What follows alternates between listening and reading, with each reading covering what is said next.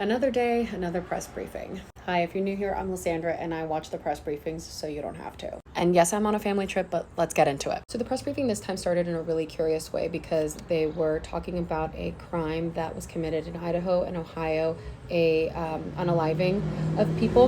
And then she said, Karoline, if it were up to the president, he would force this monster to say why he chose to steal those precious lives. You're going to see that as a key theme in this press briefing. A lot of desire for justice for people who are monsters. Sorry, islands are loud. The president was going to give a keynote speech at the AI Race Summit where he was going to announce the action plan to establish the U.S. as the leader in the global AI dominance to protect national security, to boost the economy, and then he signed 3 executive orders.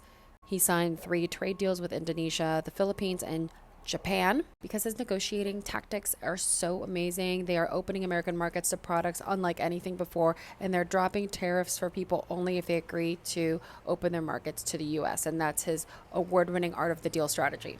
After that portion, Karoline went into the claims of winning for the Trump administration, such as 700,000 jobs created for native-born American workers. The words that they choose are always strategic to villainize the other side and make themselves look amazing. Ended Biden's illegal alien invasion. Restored law and order. Ended Joe Biden's reckless war on American energy. Lowest prices since 2021. Rebuilt our military. All branches have reached their recruiting goals. Largest military investment in decades. Following all campaign promises. And he's also received 3 Nobel Peace Prize nominations, all in just 6 months. Peace through strength. What's interesting about Karoline is, like, if we're winning so much, why do you look so angry? Anyway, but then Tulsi Boo Boo was there, and so she revealed that Obama conspired to subvert Trump's election victory to undermine the will of the American people. She said that in public, Obama was cool and private evil.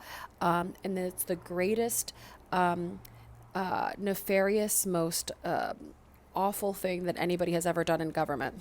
They say that President Trump never had anything to do with Russia, and everyone knew that. Like, there's no collusion, no corruption, except for Obama and the Democrats who disgustingly smeared Donald J. Trump and his son. Like, oh my gosh, how dare the Democrats speak poorly of the president and his son? The Republicans would never stoop that low. Hunter Biden. Joe Biden. Anyway, said Russia was preparing for a Hillary Clinton win, one of the biggest scandals in political history, and that the New York Times and the Washington Post pushed the narrative, and they should be ashamed of themselves. And then Tulsi Gabbard continued by saying that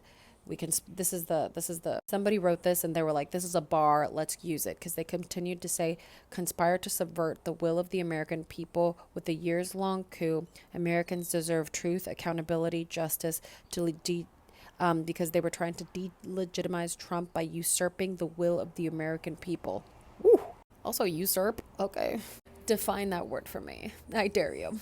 If you tell DJT that word, I'm sure he's like, usurp. Is that some sort of like a new rap song? Anyway, that Putin was saving damaging Hillary Clinton dirt until after her victory. She says that they thought that Hillary Clinton was going to win the election. I mean, we all did too. I don't know.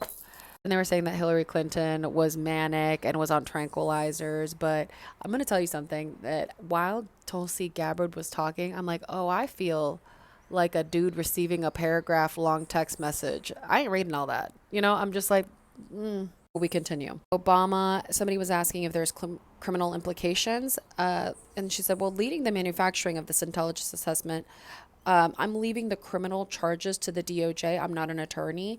But when you look at the intent of manufactured intelligence documents, the express intent of a years-long coup and treasonous conspiracy against the American people and an attempt to undermine Donald J. Trump's administration. Oof. So many words.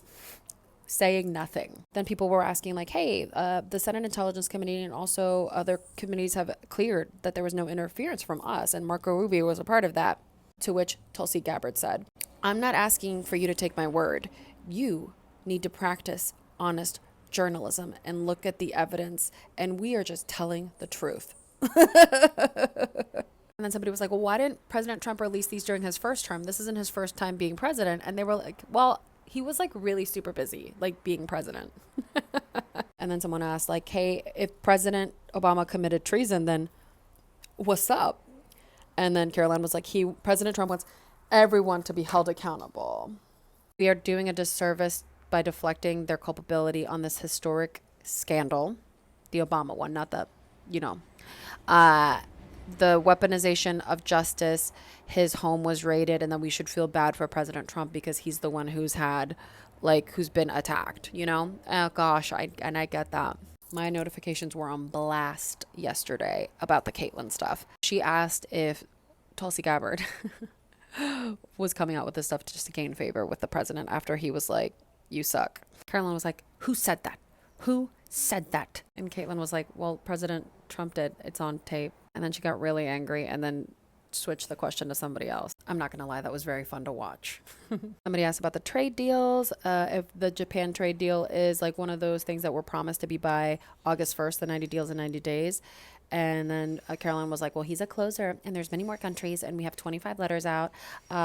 Japan is 15% versus the original 24%. And they've promised to do $550 billion of business in the United States spent at Donald Junior Cheeseburger Trump's discretion, and they open their markets to American-made products.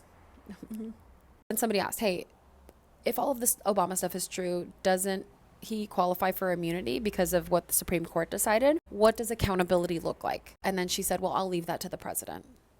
Someone asked if DJT wants AI contracts with Musk, and she said, I don't think so. And then some grifter asked, with a mustache, asked at the end, he said the Obama cronies with all this evidence, like it was like just like a softball question. He's like, don't you think it's ironic that they had so much scandal and then they're accusing President Trump of scandal? And she goes, well, yeah. She said, there's a lot of irony in that. The Democrat Party who calls the president a threat to democracy, and now all of these documents reveal that they are the actual direct threat to democracy. You literally cannot make this stuff up. Well, they can. What do you think?